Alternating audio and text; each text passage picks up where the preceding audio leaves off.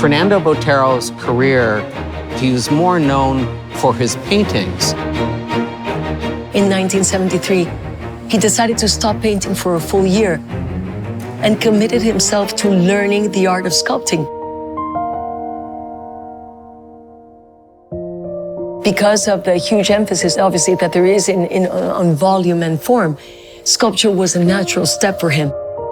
In these pieces that are the most traditional way to do a sculpture, because, this casting has been the same for 3,000 or 4,000 years. From the age of bronze, they haven't changed the thing.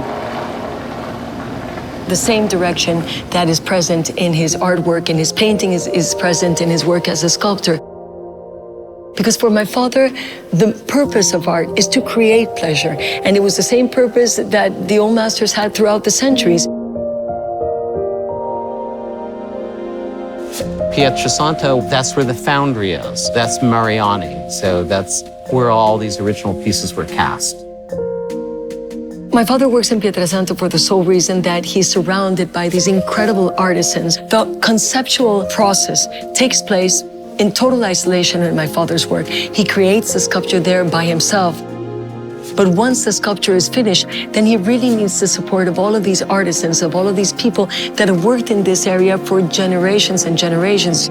One of the things that I really respect in Fernando is the respect that he has for the workers and for the artisan. It's so important, the result of the work, because the artisan loves to work for Fernando. It's amazing to be in awe of another artist's work. I can see where the welds are, and I can see how those artisans were welding all those years ago. During the work, you have to finish, in the case of Fernando, absolutely perfectly the bronzes, and then to arrive slowly at the coloring, the patina.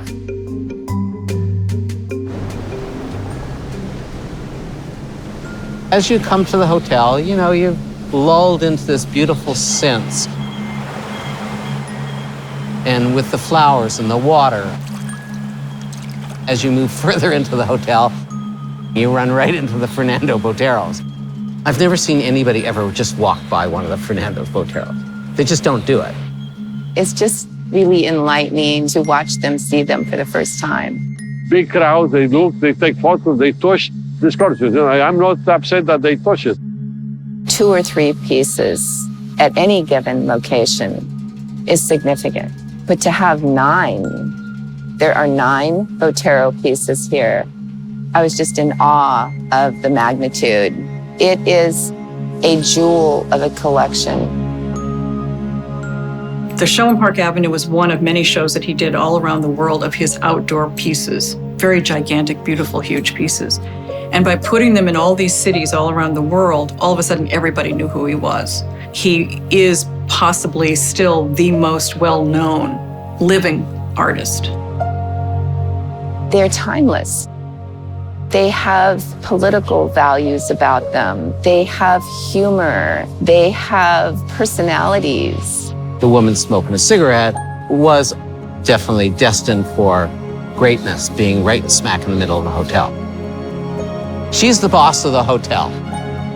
Woman with a Cigarette is really one of my favorite sculptures. The humor that is in that, that sculpture, the little foot up in the air, the tiny cigarette in the hand, it's the kind of piece that really makes you smile. This is the most photographed piece in the entire hotel. And it's all about the sensuality, the form, the monumentality, the roundness, the beauty of the piece, the pleasure that it creates. The Grand Wailea has been open now for over 30 years. There's been guests that come back that saw them very early on, and they have recognized that they've changed in time. Having these Fernando Botero sculptures in the open air takes its toll. So over the last 6 months, painstakingly, each one has been restored. We've done a major renovation. The entire space has been transformed. It's a lot more private. People can sit down and have conversations in probably one of the most beautiful atmospheres that there is in Hawaii. Patina is the changing of colors with the outdoor environment. The patina gives the sculpture also its highlights and shadows. Go find a patina artist and bring them here, and what's the big deal? I said, well, it'd be easier for me to find a brain surgeon, right? Some will say, oh, you're just cleaning. And it's just easier to say yes. Even though it's so incredibly involved, it would probably truly take a full semester class to really understand deeply the restoration process. I've had a bronze casting foundry for 23 years. It's an incredible honor to be restoring the Botero collection.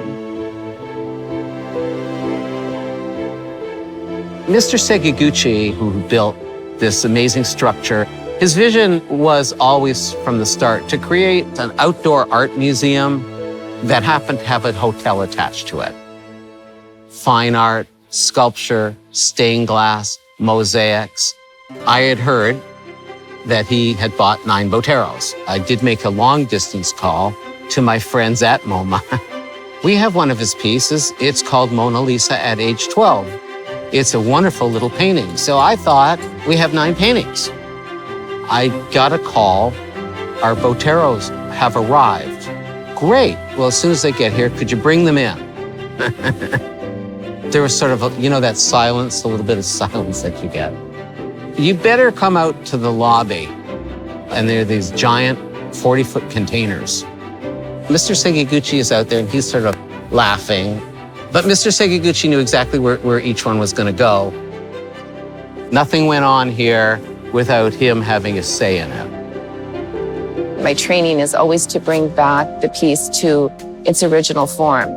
There's a lot of firing with propane heat, layer by layer, hand scrubbing very lightly. I try to think about his idea when he first started creating the piece. I'm so incredibly honored to be part of this historical restoration, knowing that he'll know that hopefully I'm doing his intended work.